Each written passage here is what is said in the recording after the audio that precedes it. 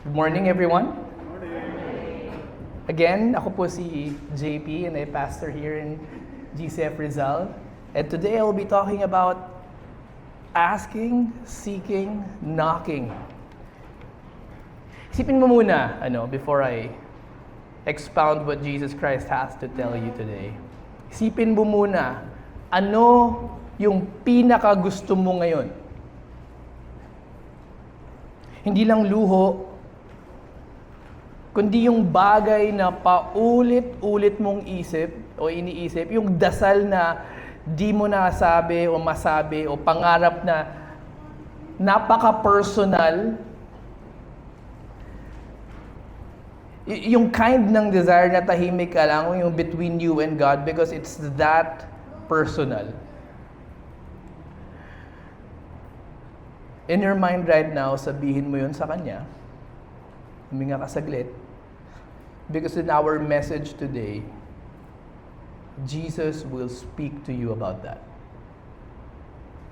Naintindihan niyo po? Kung ano man yung sinisik mo, ina-ask mo at kinakatok mo ang langit about, Jesus Christ will speak to you about that now. And maybe you're wondering, if alam na ng Lord to, di ba kasi all-knowing siya eh, bakit kailangan ko pang sabihin? If He sees the tears I never cried out loud, bakit kailangan ko pang sabihin? Also, di ba napaka-loving niya? Di ba ang love uunahan mo pa nga bago pahingin? Bakit hindi pa rin niya binibigay sa akin? Na alam niya, deep down inside, eto talaga ang itinitibok ng puso ko. Jesus says, ask, seek, knock. But if God is all-knowing, all-powerful, and already watching, what's the point? This is the question that will govern how we will understand Jesus Christ's words as we continue in our series on the Sermon on the Mount. And when we break down the passage that we just read, there are three movements by which Jesus Christ would answer that. At ang pinakauna is because I say so. I want you to still tell it to me because I command it. And before you even say na, okay, napaka-overbearing naman nito dahil gusto mo lang. Let me give sense to this. Alam niyo po sa bahay, yung merong isang linya na lahat tayo palaging sinasabi kapag ay sobrang predictable na sa mga magulang natin. Magutom na ako. Parang lagi na lang yun yung linya natin eh. Paglabas natin ng pintuan, gutom na ako, anong breakfast? Oh. Tapos pag 11:30 na paglabas, anong lunch? Parang yung entrada natin lagi, pagkain. Hindi to formal, hindi to poetic, pero malinaw at sapat yun for the mom, di ba? Hindi niya sasabihin, dapat may grammar na tama. Dapat naririnig niya muna na napaka-poetic dapat ng delivery mo o dapat memorized request para ibigay ko yun. You see, the invitation of Jesus to pray is like children who run to someone they trust. But see, let me further analyze this passage with you. This will make sense kasi kapag naintindihan natin kung ano yung meaning ng ask, ano yung meaning ng seek, ano yung meaning ng knock, and then, ano yung meaning niya pag pinagsabay-sabay mo. Because all these things will make sense. So let me I hope you would indulge with me here, pero isa-isahin lang natin as quick as we could. Ask is a middle ground, if you understand it. It's a middle ground between a demand and a request. Case in point, si Daniel asked the king if he can appoint yung tatlo niyang friends, si Shadrach, Meshach, Abednego, yung nasa pinalagay sa apoy. He asked the king kung pwedeng sila yung mga leaders with him. So in a sense, it's a demand, but in another sense, he is clear that he is the king. Therefore, pero what adds to this firm command is assertiveness. Hindi ka disrespectful, pero pinaglalaban mo kung ano yung hinihingi mo. Nagigets nyo? Hindi siya disrespectful. So in a sense, meron kang hope kasi ina-assert mo eh. Susunod, yung seek naman, this word is very interesting because oftentimes, si God ang may sinisik sa scripture. O kunyari, sa New Testament, God is looking for faithfulness or seeking faithfulness, Luke 13. He's seeking stewardship, 1 Corinthians 4:2. Christ said He's seeking true worship from His followers, John 4:23. Yung idea is, if you would summarize it, merong initiative si Christ, pero may expectation siya. Gusto niya, i-worship nyo rin ako. So pag ikaw yung nagsisik, ikaw naman yung lumalapit kay Christ at nag-e-expect sa Kanya ng resulta. Okay? And then pangatlo, knocking, it's still what we do today, katok. But like in Revelation 3:20, si Christ kumakatok. It talks about eagerness in hindi lang ikaw maghihintay, gagawan mo ng paraan. Okay? So pag pinagsama-sama mo yung tatlo, ask, seek, and knock, una, kinommand siya. If kinommand siya, ibig sabihin, pag hindi mo ginawa, it's against God's will. Secondly, it's an active present tense voice, meaning you continue to do it over and over at hindi mo pwedeng i-delegate yan sa ibang tao. That's something that you would continue to do. And if you would see the progression, asking is a verbal request, seeking, you walk from where you are to where you should be, knocking, you arrive there and you knock. So the progression of intense ka paghahanap, you will continue deeper and deeper. It talks about a process of growing. And even the proximity, the physical to mental or emotive eh. Ask, primary mental lang siya, verbal. Seek, may intention and physical action na. Knock, physical na. So, the grammar and the uniformity of this all, verbal progression, talks to you about palalim, ng palalim, ng palalim, yung paghanap mo sa Panginoon. Because He wants to. If nanay ka, alam mo that you want, diba? You want your children to ask of you. Naiintindihan nyo ba si God in that regard? Hindi ibig sabihin na kaya mong ibigay, hindi mo na gusto na lumalapit ang anak mo sa'yo. In some regard, hindi siya annoyed kapag persistent ka. In some regard, He feels loved kapag paulit-ulit kang lumalapit sa Kanya. Kasi hindi si God, hindi naman email yung prayer mo eh. Hindi siya purchase request. Hindi siya transaction. It's a conversation between you and God. And God loves that you would go back to Him over and over and over. And He invites you to come to Him over and over and over. Because He wants to in some regard, but He feels loved as well when you do so. Kaya, the idea here is, lahat ng command ng Panginoon comes from the idea of love. Kaya Kanya, paulit-ulit, gustong bumalik sa Kanya. But then Jesus Christ continues on, so nakita natin He continues on to give sense to it. Kasi ayaw naman niyang ma-stuck lang, perhaps, dun sa idea na, kasi gusto ko lang. So he will continue first to appeal to logic naman because it makes sense.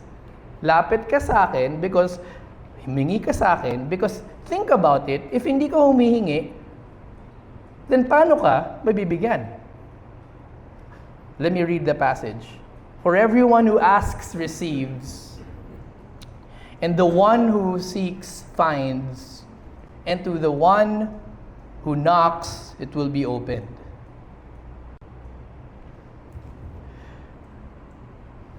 Like what I said kanina, if God already knows why does He still want to hear it from you?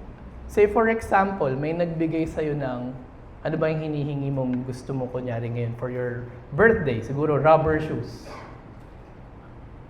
O baka hindi rubber shoes yung trip mo, kung ano man yung nasa utak mo ngayon. If nilapag yung rubber shoes mo sa tapat ng gate ninyo, nang hindi mo alam kung kanino yon galing, you would perhaps be happy, or you have opinion, baka may random kang manliligaw o I don't know. Pero, if you told your mother, Ma, gusto ko ng rubber shoes, and then you wake up one day, may rubber shoes sa tapat ng pintuan ng kwarto mo, immediately, you would know that it is from your mother. What do I mean here? He wants you to learn for yourself that He answers prayers. If hindi ka humihingi, hindi mo maa-attribute kay God yung faithfulness niya. Kaya people who do not have Jesus Christ just assume na swerte sila sa buhay. Hindi nila nakikita that God has been moving mountains to protect them, to provide for them. Ina-attribute lang nila either their willpower or maybe swerte. But if you have a lifestyle of prayer, ang dali mong i-connect na napaka-faithful nga ng Panginoon sa akin. Ang bait niya. In a sense, it's logical because you will only know who the giver is if you continue to ask of Him. Parang yun nga, yung may biglang sapatos And if you will just expound Scripture further with this point, it also means you are expressing trust. When we ask, we acknowledge that He alone is the source, di ba? Ang batang humihingi ng tubig sa nanay niya, hindi nagtatanong kung may laman ba yung tubig na ibibigay. Kahit na opaque pa yung basong yan, sigurado pag binigay yan, tubig yan, hindi yan lason. It expresses trust when you ask. And then, more importantly, it cultivates relationship. Ang anak na laging lumalapit kay nanay, hindi lang dahil may kailangan, kundi alam niyang mapagkakatiwalaan at lagi siyang nandyan. God wants people to ask, not because He lacks knowledge or needs reminders, but because of building relationship. Revealing dependence mo sa Kanya, and dahil doon, lumalalim yung faith mo. At kapag lumalalim ang faith mo, mas nag-a-align yung heart mo sa will Niya. Parang batang laging kasama ni nanay, nagiging katulad na ni nanay. The more you ask, the more you persist in prayer, the more you find that your heart is shaped and aligned with the desire of God. Delight yourself in the Lord, sabi nga ng Psalm, and He will give you the desires of your heart. Bakit? Yung heart mo delighting na in what God delights. And nothing humbles you, than asking. Kasi napaka-prideful natin, hindi natin kailangan ng tulong. Asking reminds you that God is in control. And it's an outward posture of worship, telling God na, Lord, You are my provider, You are the one who fulfills my need. Ang batang humingi ng tulong kay nanay, inaamin niyang hindi niya kaya mag-isa. At doon nagsisimula ang pagtulong. So it makes sense, You would ask, so you will know for yourself. How can you know that God answers prayers if you never prayed? Diba? But lastly, and more importantly, Jesus argues from His ethos. Who I am. You ask because of who I am. Now, maraming mga nanay dito, hindi nyo sinasabi pero alam namin. Minsan, kayong hindi kumakain para lang siguradong may baon or even if abundance, hindi ka nakakakain na because you have to take care of your children. Kayo yung napapagod, kayo yung nag-work, nagtitinda, yung mga iba nag-online selling pa, nagtitiis, nagdo-double jobs, or talagang sobrang daming ginagawa sa bahay. Tapos may mga anak na minsan parang hindi nakikita yung ginagawa nyo, pero kayo tuloy-tuloy lang. Bakit? Because you're a mother. You give not because they earn it, but because you love them. And Jesus says, if you who are flawed can give like that, how much more God the Father? Which one of you, if his son asks him for a bread, will give him a stone? O pag humingi ng fish, ang ibibigay mo, ahas.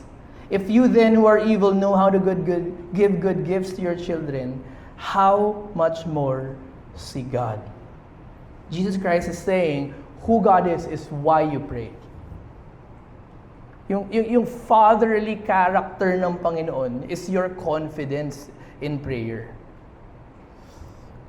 Which, if you would expound further, tells you, like what I've been saying a while ago, hindi naman kasi transaction ang prayer. It's a relationship. It's rooted in relationship.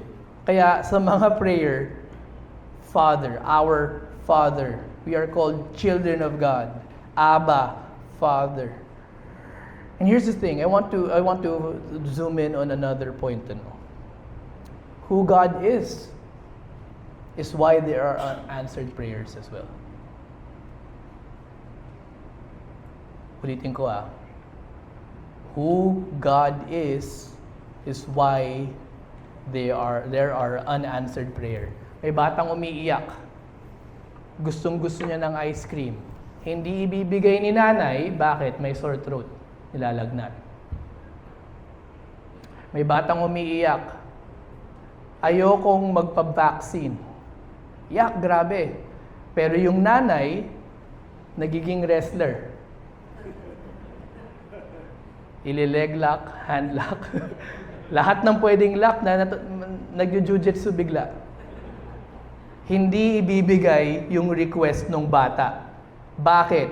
Because the mother knows what is right. Ganon din minsan kay Lord. He says no or not yet, not because He's cruel, but because He's wise, because He's good. 2005, Pastor Dags and myself, we were on the verge of making it quote unquote big sa music industry. Ang tagline pa nga kasi it's a competition called Nescafe Sound School, Battle of the Best College Bands in the Philippines, ganyan. So, we are on the verge of that. Grabe, ganito pala yun. Media, mix, tapos radio, guest, ganito pala. Tapos merong mga drivers, ganyan, iha-house ka sa hotel kung saan-saan. Rockstar na tayo. Sabi ko. And it was also months after I became a Christian. Like 2-3 months after. So, in my head, this must be it. Naging Christian ako, tinanggap ko si Christ, and then may plano siya sa akin. Diba? Maging rockstar. Ibibigay niya yung desire ng puso ko. Okay? Have you ever desired something so much, broken right in front of you? Talagang ginanon. See, I was drawing band performances as 4-year-old. As a 4-year-old, hindi cartoons ang dinodrawing ko, musika. I have built my identity as a musician. I've always thought of myself as a musician. I've always sang, written music, up until that moment, and I felt like this is it. And then, after After a lot, parang, so that moment, sa harap ka eh. We were the opening act. And punong-puno yung ultra. As in, punong-puno. I could barely hear myself. And then I shouted, "What's up, ultra?" Psh! Labas lahat ng smoke machine, boom, ilaw, naduling ako. And then, pasok gitara, jeng, jeng, jeng, awit ng kabataan yung kinanta namin. Tapos sigawan yung buong crowd. Parang, this is it. This is it. Yan. Titinginan kami ng banda ko. Ito yung ini-imagine natin noon. And then, band after band, daming sikat. Grabe, parang, we're rubbing elbows. Daming sikat. Kausap namin sa backstage, lahat ng mga sikat. And then, the moment arrived, around 11:30, i-announce yung sinong panalo. Bago in-announce yun, pinakita muna yung text votes. Number 1 kami. Parang inilalagay na lang sa harap namin. Ito na, number 1 tayo sa text votes. And the winner is Hilera. Hindi kami. Nahulog ako sa upuan ko. And then I couldn't move. Pwede pala yung sobrang let down ka ng sitwasyon na talagang nawala lahat ng motor skills mo. Nakaupo ko, nakakahiya because people saw me frustrated pero trying to look like I'm okay. Pero hindi ako makagalaw. So, syempre, takbuhan yung banda sa harap, pero kami ano nangyari kay JP? Ano nangyari?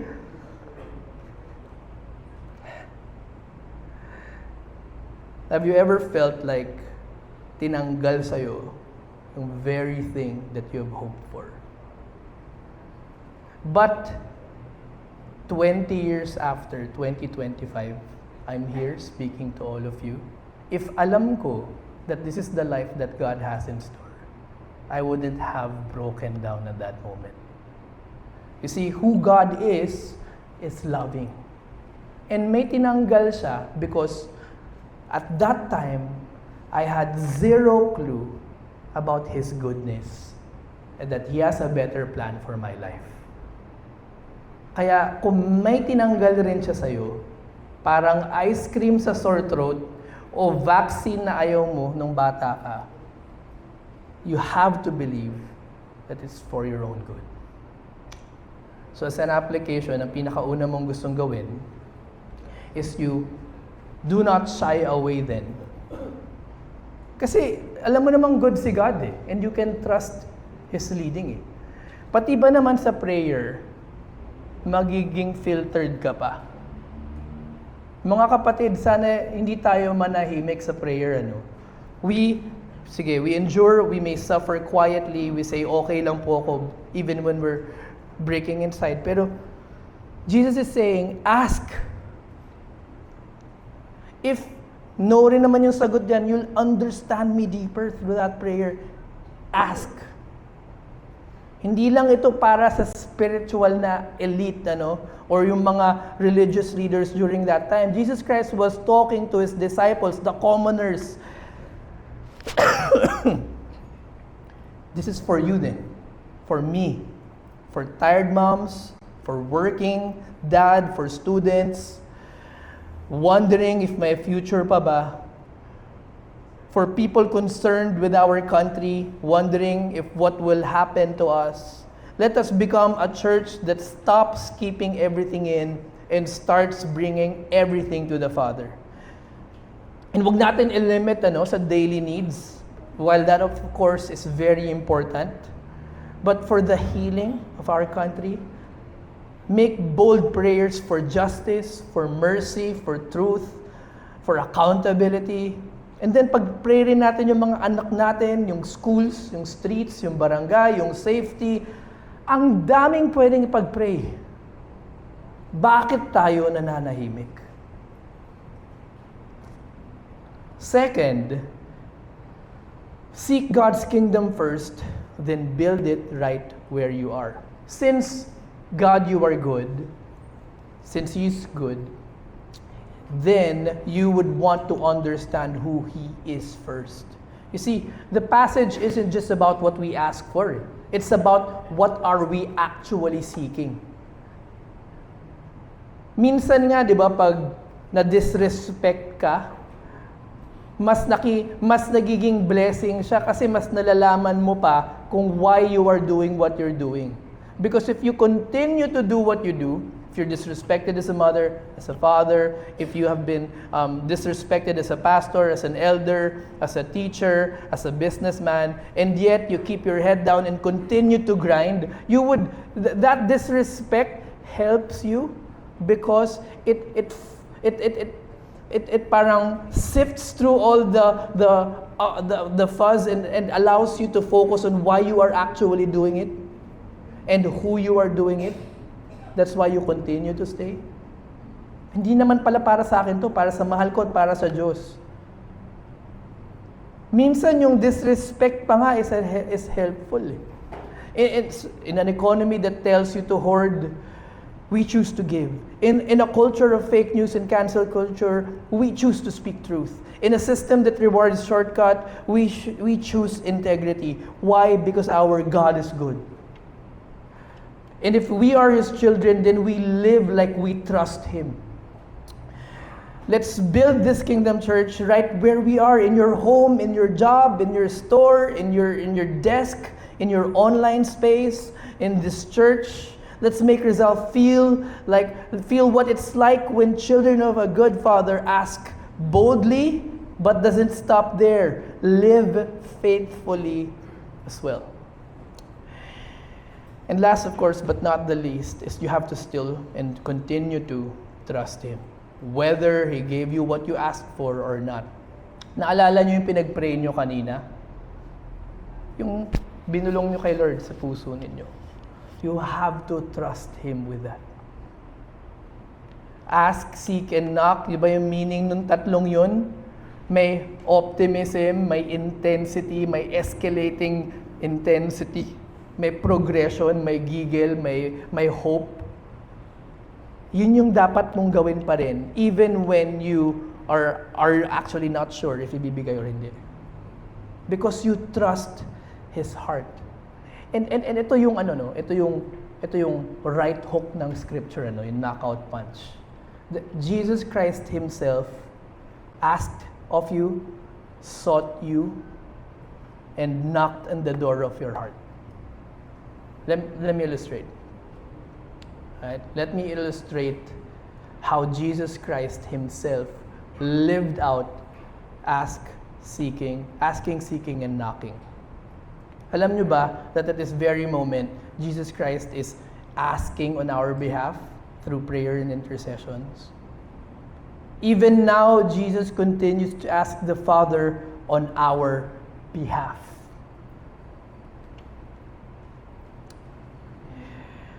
And remember where you were decades ago before, or maybe before last year, when you were lost? He didn't wait for you to come to Him. He came looking for you.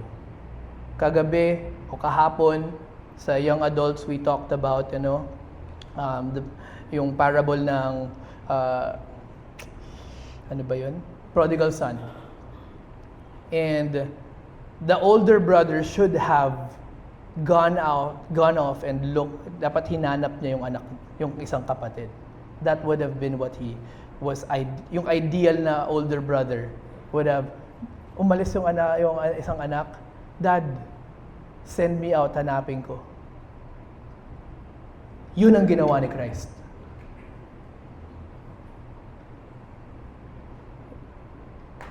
And Jesus knocks on our hearts. Behold, I stand at the door and knock. If anyone hears my voice and opens the door. The persistence, di ba? In Matthew, we knock to reach God. Revelation, Jesus knocks to reach us. And now we know that kind of knocking is never casual. Naintindihan natin yung knocking, di ba? Persistent, humble, hopeful, personal approach na meron ng action. Jesus is doing what He first asked us to do. He's not waiting in heaven for you to find Him. He's the one pursuing. He's the one at the door, and He's not giving up on you, even when you have, for several times, given up on yourself. In the same way we knock to reach the Father, Jesus knocks to reach us. And now we know hindi siya passive. Para sa people o sa mga tao dito na hindi pa tinatanggap si Kristo sa buhay nila, will you open your heart and let Him in? Do you want to truly know who Jesus is? Do you want to experience what it really means when people say, God answers prayers? Do you long to ask, seek, and knock, and finally find the one who hears and responds in a world of rejection? Do you want a kind of peace that stays, even when life doesn't go your way? And do you want the kind of peace that stays even if hindi mo nakuha yung gusto mo? Because you know your Father is still good and still with you. And for everyone, if you've made this decision before, what if the one you've already received is still gently knocking? Not because nawala ka again, but because you've slowly shut parts of your life out of Him. Itong parte na to, hindi ka Lord part. Have you stopped asking because baka napagod ka na sa kakahintay? Have you stopped seeking because you're afraid you might not find Him, or baka talikuran ka niya or hindi niya ibigay? Have you stopped knocking because the door or the opportunities that you were looking for hindi naman bumukas noon? But what if the unanswered prayer wasn't rejection? What if it's redirection? What if it's love? What if the delay wasn't punishment? What if He was simply protecting you? Will you ask again? Will you seek again? Will you open the door again? Because Jesus never left. He's still knocking, and He still calls you mine. For all of us today, will you ask? Will you seek? Will you knock? Not for answers, but because you know who you're asking it from. And you can trust that person. In closing, so we return to that mother, to our mothers. Tahimik, sometimes, hindi. Pagod, nagtitiis. But that's the story of everyone as well. Maybe you've been carrying your own silent prayers unsaid, unanswered, unresolved. But today, gaya ng binulong mo kanina, you have practiced asking, seeking, and knocking. And because of the cross, the door is already open. Hindi ka na, you don't need to close your heart. Pwede ka nang lumapit sa Kanya. You can come to the Father, not because you've figured everything out, but because today, He's still a God who listens, still a God who gives, and still a Father who says, anak, sabihin mo lang, nandito ako. Let me close in prayer. Heavenly Father, I lift up all the prayers that was said in the beginning of this sermon. We surrender that to You with humble, respectful of Your authority, hopeful response. We surrender that to You because we trust You and we trust Your heart. Why wouldn't we? If You died on the cross for us. You Yourself is asking on our behalf, sought us, saved us from our sin, and persistently knocked on the doors of our hearts. Bakit hindi ka namin pagkakatiwalaan? As we go now to our breakout groups, Father, give us wisdom and also allow us to experience through sharing and debriefing this message prompted by several questions. And may You be glorified with our conversations. In Jesus' name, amen. So in your group, let us all rise. Let me first pray for the mothers here. Heavenly Father, we thank You for the beautiful, quiet strength of every mother here. Thank you for every unseen act of love, every whispered prayer, every tear they've hidden behind a smile. Lord, we ask that you renew their strength, fill the parts that are tired, heal the places that are hurting, and remind them today that they are not alone, that you see them, you are with them, and you are for them. Help them to ask again, to hope again, and to know that you are the Father who hears, who provides, and who holds them even when they feel like everything in the world depends on their hands. Bless their hands then, their hearts and their homes, and may they find rest in your arms today. So church, as you go from this place, may you go with the boldness of a child who knows their Father is listening. May you ask without shame, seek without fear, knock without giving up. And when the answer delays, may you remember, it is not because God is absent, it is because He is good. So may His goodness follow you. May His wisdom guide you, and may His love hold you even in the waiting. Let this not just be then a response as we sing a reprise. Let it be your declaration, church, that God is so good, still, always, forever. Let us sing. Let us declare. Let us